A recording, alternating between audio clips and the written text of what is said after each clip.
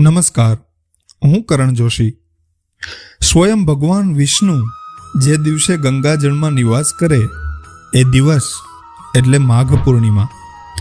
માઘી પૂર્ણિમાએ પ્રયાગમાં સ્નાન કરવાનું વિશેષ મહત્વ છે. શાસ્ત્રોમાં લખ્યું છે, પ્રયાગમાં મહા મહિનામાં 3 વાર સ્નાન કરવાથી જે ફળ મળે છે તે ફળ 10,000 અશ્વમેઘ યજ્ઞ કરવાથી પણ પ્રાપ્ત નથી થતું. એટલે જ પ્રયાગરાજમાં ચાલી રહેલા મહાકુંભમાં ચોથું અમૃત સ્નાન આ દિવસે પૂર્ણિમાએ થશે.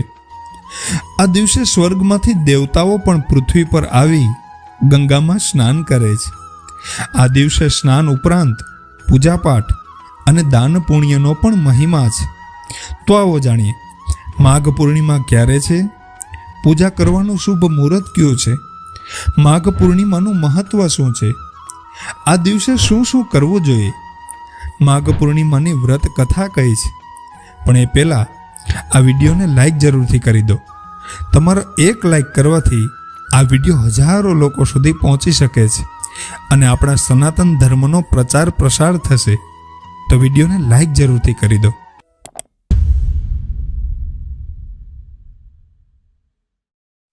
મહા મહિનાની પૂર્ણિમા તિથિ તારીખ 11 ફેબ્રુઆરી 2025 મંગળવારે સાંજે 6:57 શરૂ થશે અને તારીખ 12 ફેબ્રુઆરી 2025 બુધવારે સાંજે 7:24 સુધી રહેશે. આમ ઉદયા તિથિ પ્રમાણે 12 ફેબ્રુઆરી બુધવારે માઘ પૂર્ણિમા મનાવવામાં આવશે.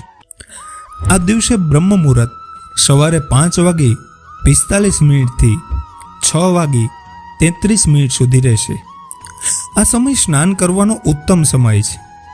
આ દિવસે માં લક્ષ્મી અને ભગવાન વિષ્ણુની પૂજા અને સત્યનારાયણ ભગવાનની કથા પણ કરવામાં આવે છે.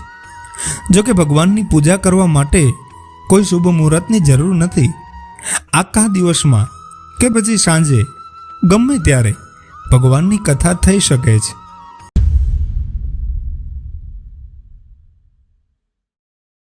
માઘ પૂર્ણિમાએ પ્રયાગરાજમાં સંગમમાં સ્નાન કરવાનું ખૂબ જ મહત્વ છે. માનવામાં આવે છે કે આ દિવસે દેવતાઓ સ્વર્ગમાંથી પૃથ્વી ઉપર આવે છે અને મનુષ્ય રૂપ ધારણ કરી પ્રયાગમાં સ્નાન, દાન અને જપ કરે છે. એટલે આ દિવસે ગંગા સ્નાન કરવાથી પુણ્ય પ્રાપ્ત થાય છે અને સમસ્ત ઈચ્છા પૂરી થાય છે. આ દિવસે ભગવાન વિષ્ણુ, માતા લક્ષ્મી અને ભોલેનાથની પૂજા અર્ચના કરવામાં આવે છે. સાથે સત્યનારાયણ ભગવાનની કથા પણ કરવામાં આવે છે.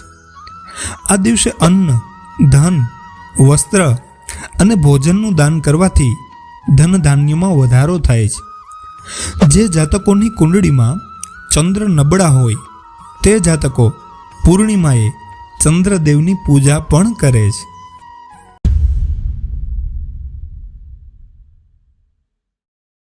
માઘ પૂર્ણિમાના દિવસે બ્રહ્મ મુહૂર્તમાં ઉઠી ગંગાજીમાં સ્નાન કરવું. જો તે શક્ય ના હોય તો કોઈ પણ પવિત્ર નદીમાં સ્નાન કરવું, અને એ પણ સંભવ ના હોય તો ઘરે પાણીમાં ગંગાજળ ભેળવી સ્નાન કરવું. સૌ પ્રથમ સૂર્ય ભગવાનને અર્ઘ્ય આપો, સાથે વ્રતનો સંકલ્પ લેવો, ઘરના મંદિરમાં દીવો પ્રગટાવવો, ભગવાન વિષ્ણુ અને માતા લક્ષ્મીની પૂજા અર્ચના કરવી. જો સત્યનારાયણ ભગવાનની કથા કરવાની હોય તો તેની સાથે જ ભગવાન વિષ્ણુની પૂજા કરવી. ભગવાનને ભોગ લગાવવો, ભગવાનના ભોગમાં તુલસી પત્ર પધરાવવું. ધ્યાન રહે કે તુલસી પત્ર વિના ભગવાન વિષ્ણુ ભોગ સ્વીકાર નથી કરતા. શિવાલયમાં જઈ ભગવાન ભોલેનાથની પૂજા કરવી.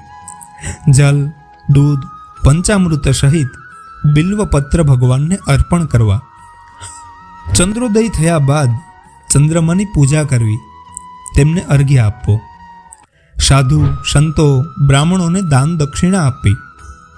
ગરીબોને વસ્ત્ર, ધન અને અન્નનું દાન કરવું. ખાસ કરી સફેદ વસ્તુઓ જેવી કે દૂધ, દહીં, સાકર, ચોખા, સફેદ વસ્ત્ર, ચાંદીનું દાન કરવું. આ દિવસે પીપળાના વૃક્ષ પર દૂધ ભેળવી જલ ચડાવવું અને ઘીનો દીવો કરવો.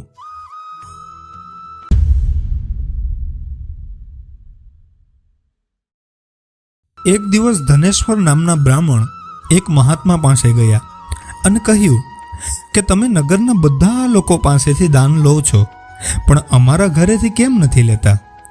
ત્યારે મહાત્મા કહે, વિપ્ર, તમે ભલા માણસ છો, પણ તમારે કોઈ સંતાન નથી, તો હું તમારી પાસેથી ભિક્ષા કેવી રીતે ગ્રહણ કરું?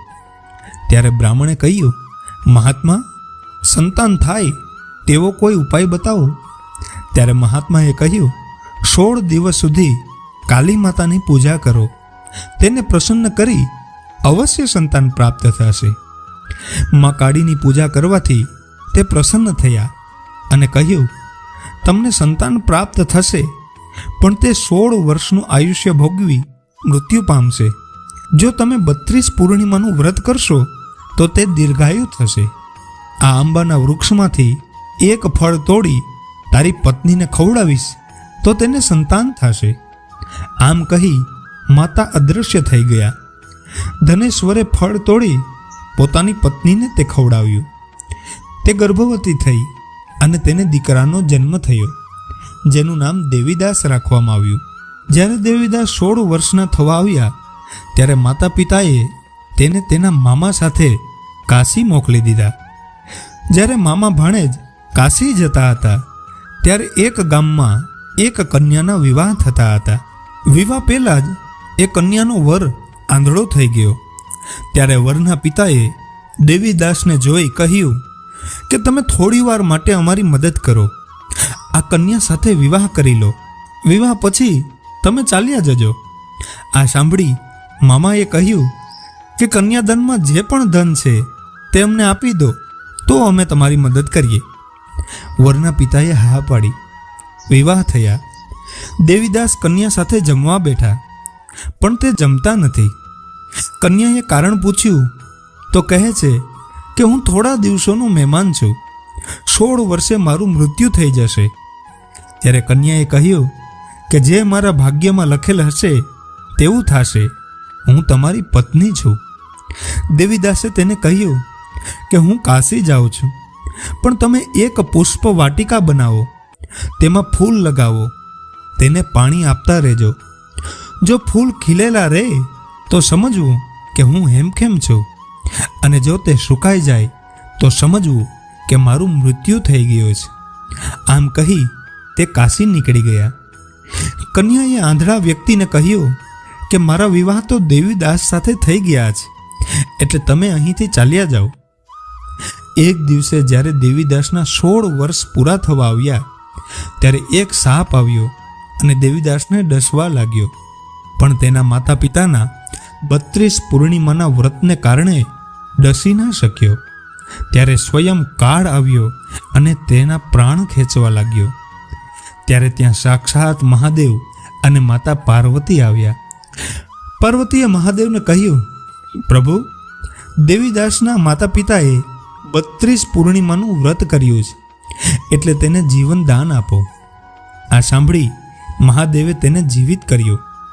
આ બાજુ દેવીદાસની પત્નીએ જોયું કે પુષ્પ વાટિકામાં બધા જ પુષ્પો સુકાઈ ગયા છે, એટલે દેવીદાસનું મૃત્યુ થઈ ગયું અને તે રડવા લાગી. ત્યાં જ એક ચમત્કાર થયો અને વાટિકા પાછી હરીભરી થઈ ગઈ. તે ખુશ થઈ ગઈ. જેવા 16 વર્ષ પૂરા થયા, દેવીદાસ કાશીથી પાછો આવ્યો અને પોતાની પત્નીને લઈ માતા પિતા પાસે આવ્યો. આમ પૂર્ણિમાનું વ્રત કરવાથી દેવીદાસને દીર્ઘાયુ પ્રાપ્ત થયું. જેવી રીતે દેવીદાસને સુખ પ્રાપ્ત થયું, એવી રીતે આ કથા સાંભળનારા બધાને સુખ પ્રાપ્ત થાય. આપ સૌને માઘી પૂર્ણિમાની ખૂબ જ શુભકામનાઓ.